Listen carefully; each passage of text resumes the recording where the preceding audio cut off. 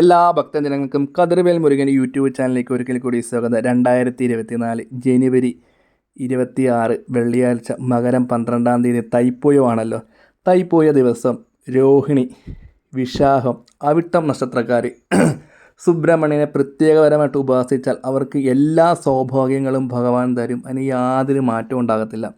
നമ്മുടെ വീടിൻ്റെ അടുത്തുള്ള സുബ്രഹ്മണ്യ സ്വാമി ക്ഷേത്രത്തിൽ നമുക്ക് എത്ര വയസ്സാണ്, ആ വയസ്സനുസരിച്ച് ഒരു നാരങ്ങമാല തൈപ്പൂയ ദിവസം തന്നെ ഭഗവാൻ ഈ പറയുന്ന നക്ഷത്രക്കാർ കൊടുക്കുക. അതായത് രോഹിണി, വിശാഖം, അവിട്ടം നക്ഷത്രക്കാർ ഇതിങ്ങനെ ചെയ്യുമ്പോൾ നമ്മുടെ ജീവിതത്തിലുണ്ടാകുന്ന എല്ലാ പ്രശ്നങ്ങൾക്കും ഭഗവാന്റെ അനുഗ്രഹം കൊണ്ട് നമുക്ക് നല്ല നല്ല കാര്യങ്ങൾ നേടി സാമ്പത്തിക ലാഭവും ഒപ്പം തന്നെ തടസ്സങ്ങൾ നീക്കി ഭഗവാൻ എല്ലാ ഐശ്വര്യങ്ങളും തരുന്നതായിരിക്കും. ഒപ്പം തന്നെ അവിട്ടം നക്ഷത്രക്കാർ ചുമന്ന ഉടയാട അന്നത്തെ ദിവസം സുബ്രഹ്മണ്യന് കൊടുക്കുകയാണെങ്കിൽ അവർക്ക് എല്ലാ കാര്യങ്ങളും അനുഗ്രഹം ഉണ്ടാകും. അതുപോലെ തന്നെ വിശാഖ നക്ഷത്രക്കാർക്ക് റോസാപ്പൂ മാലയും, അതുപോലെ തന്നെ രോഹിണി നക്ഷത്രക്കാർ ഭഗവാനിടാനുള്ള ആഭരണങ്ങൾ ഉദ്ദേശിച്ച് നമ്മൾ ഈ ലിമിറ്റേഷൻ കൂടുതൽ ചെന്നിട്ട് ആഭരണങ്ങൾ കിരീടമൊക്കെ മേടിക്കാൻ കിട്ടും. അത് തലേദിവസം കൊണ്ട് കൊടുക്കുകയാണെങ്കിൽ ഭഗവാൻ എന്ന് പറയുമ്പോഴത്തേക്ക് അലങ്കാരപ്രിയനാണ്. അപ്പോൾ അത്രയും കാര്യങ്ങൾ നമ്മൾ ഭഗവാന് ഭക്തിപൂർവ്വം ചെയ്യുമ്പോൾ നമ്മുടെ കാര്യങ്ങളൊരു 100-ൽ 60% കാര്യങ്ങൾ സുബ്രഹ്മണ്യ അനുഗ്രഹത്തിൽ നമുക്ക് നേടിയെടുക്കാം.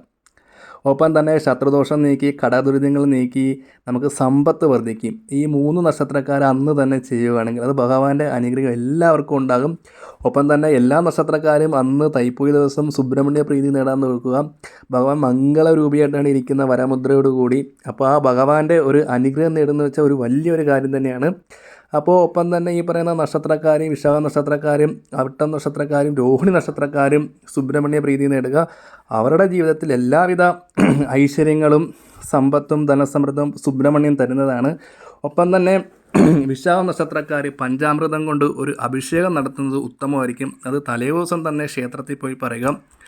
ഒപ്പം തന്നെ അവിട്ടം നക്ഷത്രക്കാർ ഫ്രൂട്ട്സ് ഐറ്റംസ് ആയിട്ടുള്ള എന്തെങ്കിലും കാര്യങ്ങൾ ഈ പറയുന്ന തൈപ്പൂയ ദിവസം ഭഗവാന് കൊണ്ട് കൊടുക്കുക. രോഹിണി നക്ഷത്രക്കാർ ചെയ്യേണ്ട നീതി എന്ന് പറയുമ്പോഴത്തേക്ക് ഭഗവാന് ഏറ്റവും ഇഷ്ടപ്പെട്ട ഒരു നീതിയാണ് ചെറുപയർ പായസം. അത് ക്ഷേത്രത്തിൽ ചെന്ന് തിരക്കുക. ചില ക്ഷേത്രങ്ങളിൽ ചെറുപയർ പായസം വെക്കാറില്ല, പരിഭവം വേണ്ട.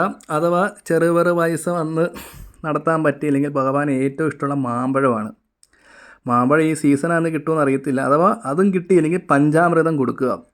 ഇല്ലെങ്കിൽ നമുക്കൊരു അന്നത്തെ ദിവസം ഒരു ഫോട്ടോ വെച്ചിട്ട് നമുക്ക് ചെറുപയർ പായസം വെച്ച് സുബ്രഹ്മണ്യനെ വിളിച്ച് നമുക്ക് പ്രാർത്ഥിക്കാം. അത് ഓരോരുത്തരുടെ യുക്തിയും ഭക്തിയും പോലെ കാര്യങ്ങൾ ചെയ്തോ, ഇനി യാതൊരു ദോഷങ്ങളോ കാര്യങ്ങളില്ല.